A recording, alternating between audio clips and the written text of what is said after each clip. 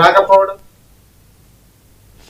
Revanth Reddy buildup బాబాయ్ అని మాజీ మంత్రి హరీష్ రావు అన్నారు. ఆయన ప్రమాణ స్వీకారం చేసిన తర్వాత ఒక్కరోజు మాత్రమే ప్రజా దర్బార్ కార్యక్రమంలో పాల్గొన్నారని విమర్శించారు.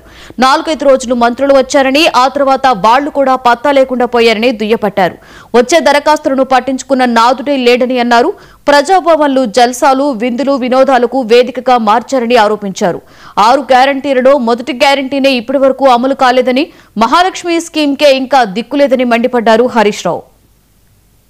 నువ్వు పోయింది లేదు, నీ మంత్రులు పోయింది లేదు, ఇచ్చిన దరఖాస్తులకు కనీస పరిష్కారం కూడా లేకుండా పోయింది. అంటే ఇలా ప్రజాభవన్ అనేది ప్రజలకు ఉపయోగపడతలేదు. జల్సాలకు, విందులకు, వినోదాలకు కేర్ ఆఫ్ అడ్రస్గా ప్రజాభవన్ను మార్చిండ్రు.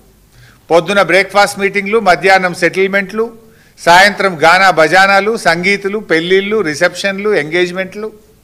దీనికి వేదికగా ప్రజాభవన్ను మార్చిండ్రు. సిఎల్పి మీటింగ్లకు వేదికగా ప్రజాభవన్ను మార్చిండ్రు. 2 సంవత్సరాలుగా మీరు చెప్తున్నది అభివృద్ధి కాదు, అసమర్థత, పారదర్శకత కాదు, దోపిడీ, గ్యారంటీలు కాదు, గారడి. అంటే ఇది ప్రజాపాలన కాదు, ఇది నయవంచక పాలన. రేవంత్ రెడ్డి ఒక ప్రైవేట్ లిమిటెడ్ కంపెనీ పాలన ఇది.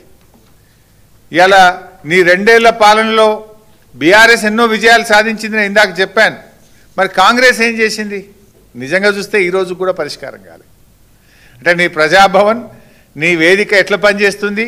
నువ్వు పోయింది లేదు, నీ మంత్రులు పోయింది లేదు, ఇచ్చిన దరఖాస్తులకు కనీస పరిష్కారం కూడా లేకుండా పోయింది. అంటే ఇలా ప్రజాభవన్ అనేది ప్రజలకు ఉపయోగపడతలేదు. జల్సాలకు, విందులకు, వినోదాలకు కేర్ ఆఫ్ అడ్రస్గా ప్రజాభవన్ను మార్చిండ్రు.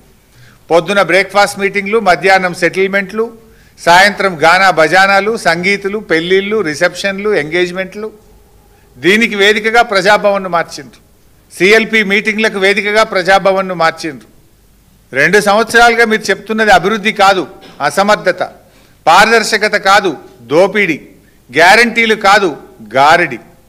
అంటే ఇది ప్రజాపాలన కాదు, ఇది నయవంచక పాలన. రేవంత్ రెడ్డి ఒక ప్రైవేట్ లిమిటెడ్ కంపెనీ పాలన ఇది.